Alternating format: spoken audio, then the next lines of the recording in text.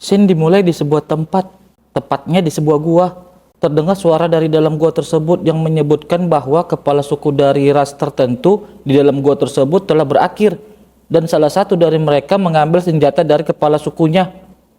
Ternyata ras yang menempati gua tersebut adalah ras goblin. Salah satu goblin berkata bahwa ia memiliki senjata pemimpin goblin yang telah berakhir.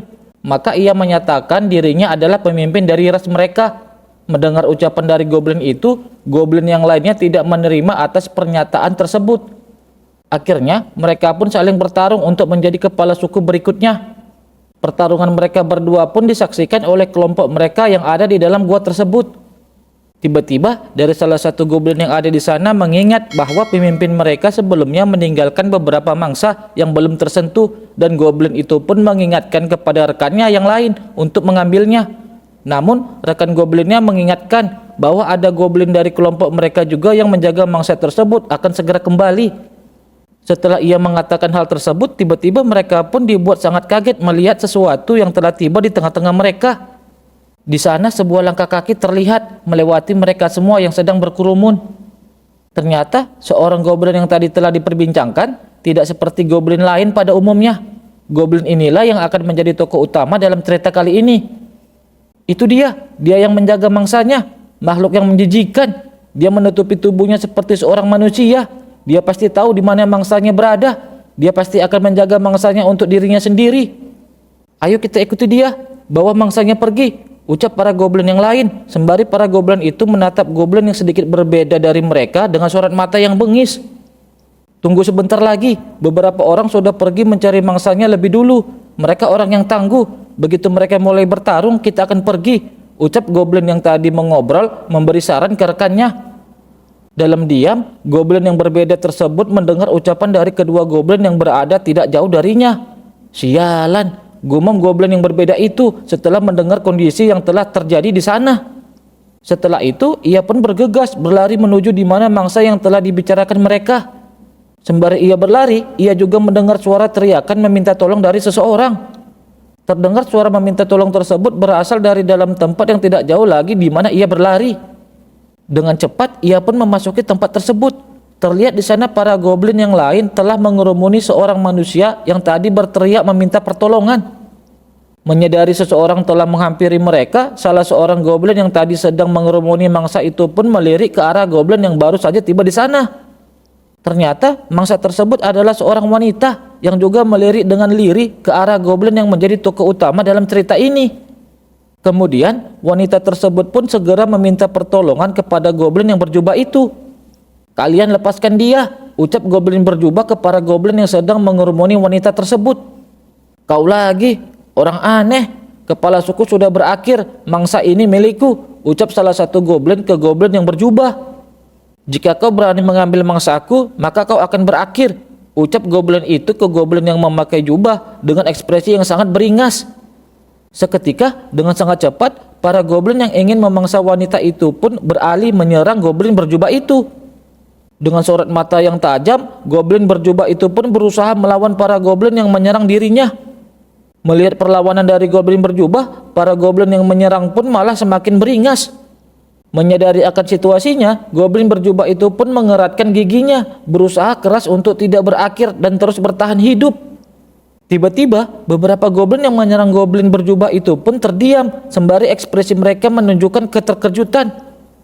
Ternyata goblin berjubah itu telah berhasil mengalahkan salah satu goblin yang menyerangnya. Jika kau tidak pergi, maka kau pun akan berakhir, ancam goblin berjubah itu ke para goblin yang tersisa dengan mengacungkan senjata ke arah mereka. Melihat itu, salah satu goblin yang menyerang goblin berjubah itu pun menjadi sangat ketakutan. Lalu, para goblin yang tersisa lainnya dengan segera berlari pergi meninggalkan goblin berjubah dan mangsa mereka. Setelahnya, goblin berjubah itu pun terlihat sangat kelelahan karena baru saja melawan beberapa goblin di saat yang bersamaan. Melihat goblin berjubah itu sedang dalam kondisi yang kurang baik, wanita itu pun langsung saja menolongnya agar tidak tumbang. Hei goblin, kamu tidak apa-apa. Terima kasih telah menolongku lagi. Kamu tidak menyakitiku dan terus melindungiku. Kau benar-benar jenis goblin yang berbeda. Tolong jangan berakhir, ucap wanita tersebut ke goblin yang berjubah itu. Jenis goblin yang berbeda? Tapi aku pernah menjadi manusia juga, gumam goblin berjubah sembari melihat sebuah sistem yang muncul tepat di hadapannya. Kemudian Shin mundur ke belakang sewaktu goblin berjubah itu muncul pertama kali di dalam gua goblin. Kala itu ia tak menyangka bahwa ia berada di sana, yaitu di dunia lain dengan sebuah sistem. Alih-alih bertemu para dewa setelah kematiannya karena ketabrak truk sampah. Dan kemudian ia mulai memahami sistemnya dan mulai beradaptasi dengan keadaannya.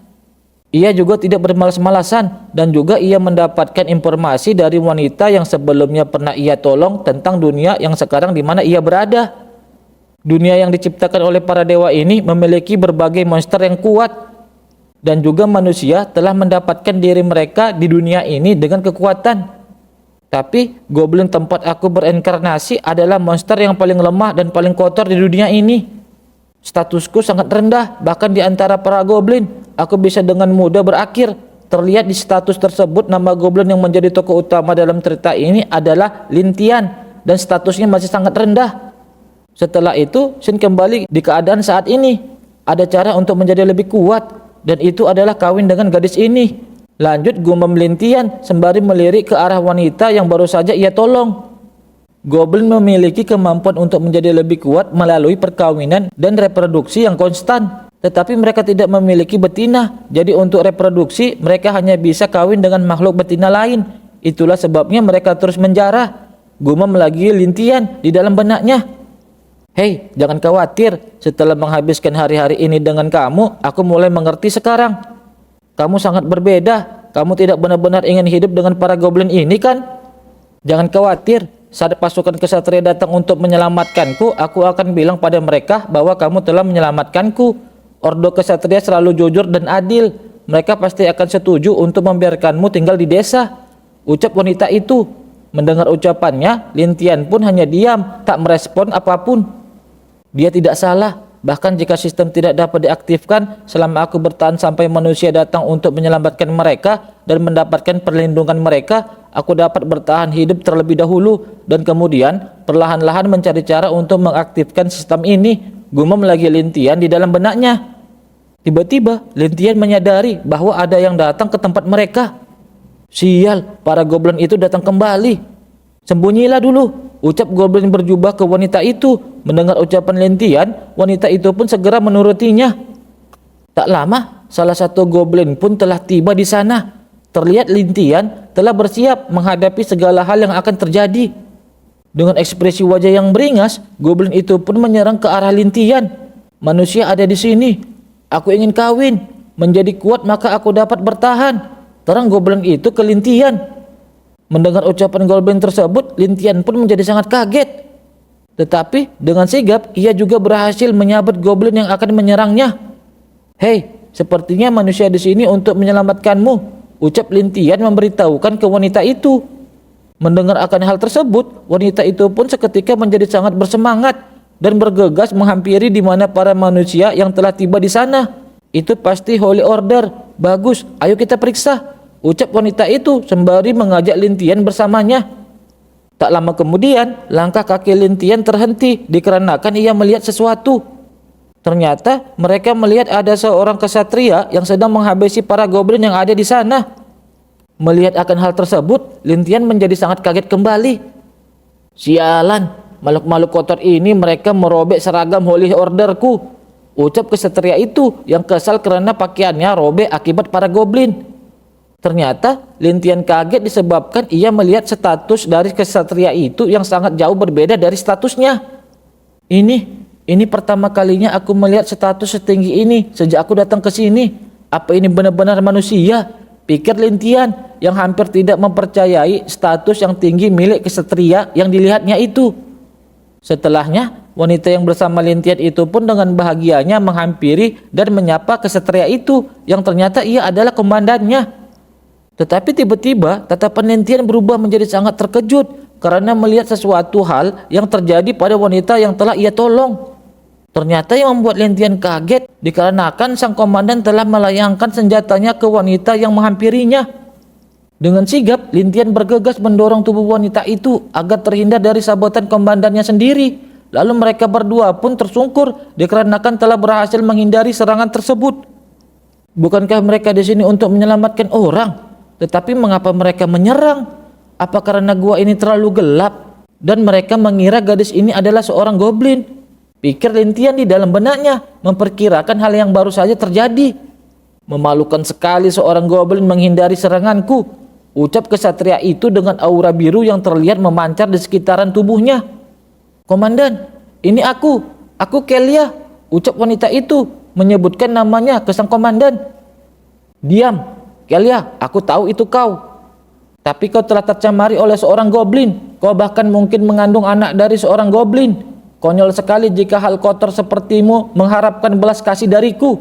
Pergi dan bertobatlah kepada Great Holy Mother, terang sang komandan ke Kelia. Komandan, tunggu. Meskipun aku ditangkap, aku tidak dinodai oleh goblin. Itu dia, goblin inilah yang melindungiku. Jelas Kelia ke komandannya sembari menunjuk ke arah Lintian. Jika kau ingin mengarang cerita, setidaknya buatlah cerita yang bisa dipercaya. Apa kau menganggapku bodoh? Pergilah menemui ajalmu bersama makhluk rendahan ini, ucap lagi sang komandan sembari kembali akan menghabisi Kelia. Menyadari akan hal tersebut, Lintian pun dengan cepat berlari untuk menyelamatkan Kelia. Larilah, ada jalan keluar di sana. Keluar dari sini, ucap Lintian sembari menarik ke belakang tubuh Kelia. Sialan, aku tidak menyangka akan seperti ini, gumam Lintian sembari dengan berani menghadapi kesatria itu. Ketika akan menghadapi sang komandan kesatria itu, lagi-lagi Lintian dibuat terkejut karena melihat sebuah sinar yang mengarah ke arahnya. Tunggu, Loder, ucap seorang wanita menghentikan tindakan yang akan dilakukan sang komandan kesatria itu. Mendengar suara tersebut, sang Loder pun menghentikan pergerakannya. Dan yang membuat Lintian terkejut adalah karena tubuhnya telah diselimuti sebuah penghalang seperti sebuah gelembung yang menutupi seluruh tubuhnya. Goblin ini terlihat sangat aneh, ucap sang Holy Maiden dengan sebuah energi suci yang terlihat di antara kedua tangannya. Holy Maiden, selamatkan aku, Holy Maiden. Selamatkan aku, Holy Maiden, saut Kelia berharap belas kasih dari sang Holy Maiden. Goblin, bisakah kau memahami ucapanku? Tanya sang Holy Maiden ke Lintian. Dia adalah Holy Maiden Ivrea, juru bicara kuil yang mereka bicarakan. Jika aku ingin pergi dari sini, mungkin ini satu-satunya harapanku, pikir Lintian di dalam benaknya. Setelah Lintian berpikir seperti itu, dengan segera ia pun membenarkan pernyataan Ivrea sang Holy Maiden. Anda adalah Holy Maiden yang mereka sebutkan, bukan? Saya sebenarnya bukan monster dari dunia ini. Saya dulunya adalah seorang manusia. Saya menjadi seperti ini karena kecelakaan. Saya bisa menjelaskan semuanya jika saya pergi bersama Anda, ucap Lintian, menerangkan siapa dirinya sebenarnya ke Ivrea sang Holy Maiden. Sepertinya dia lebih pintar dari para goblin itu. Cukup langka, ucap sang Loder ke Ivrea. Goblin makhluk bodoh dan rendahan. Mereka tidak bisa berbicara dan berpikir dengan lancar. Dia mungkin hadiah dari Holy Mother, saut Ivrea ke sang Loder. Kelia, apakah goblin ini benar-benar tidak menyakitimu? Tanya lagi Ivrea ke Kelia. Iya, dia tidak hanya tidak menyakiti saya, tapi ia juga melindungi saya dari para goblin lain, dan ia memberikan saya makan, jawab Kelia ke Ivrea sang Holy Maiden. Baiklah, karena ini sangat spesial, mari kita kembali terlebih dulu. Kita akan mempelajarinya dengan seksama sebelum mengambil keputusan. Mendengar ucapan Ivrea sang Holy Maiden, Kelia pun menjadi bahagia setelahnya. Apakah kau bersedia? Lanjut ucap Ivrea kembali ke Lintian. Saya bersedia, saya akan pergi bersama Anda, jawab Lintian ke Ivrea. Akhirnya ada seseorang yang bisa mendengarkan penjelasanku, karena tetap tinggal berarti berakhir. Aku mungkin akan kembali dan membuktikan bahwa aku tidak bersalah, pikir lagi Lintian di dalam benaknya setelah setuju untuk mengikuti perkataan Ivrea. Setelah itu, Ivrea pun melepaskan goblin berjubah dari gelembung penghalang yang dibuatnya. Tak lama kemudian, mereka semua pun akan beranjak pergi meninggalkan gua goblin tersebut. Terima kasih atas kebaikan Anda, saya akan membalasnya dengan baik, saut Lintian ke Ivrea sembari mereka berjalan bersama. Tentu saja, saut Ivrea, tetapi ekspresi wajahnya seakan terlihat sinis. Tak disangka, seketika saja tubuh Kelia telah tertembus pedang komandannya sendiri. Menyadari akan hal tersebut, seketika tubuh Lintian bergetar, lalu ia pun menoleh ke arah Kelia berada. Melihat peristiwa tersebut, sontak saja sorot mata Lintian menjadi sangat syok, tak menyangkanya. Sejenak Lin Tian diam terpaku melihat tubuh Kelia terkulai berakhir di sana. Kala itu Lin Tian benar-benar tidak bisa mempercayai kenyataan yang terjadi di hadapannya itu.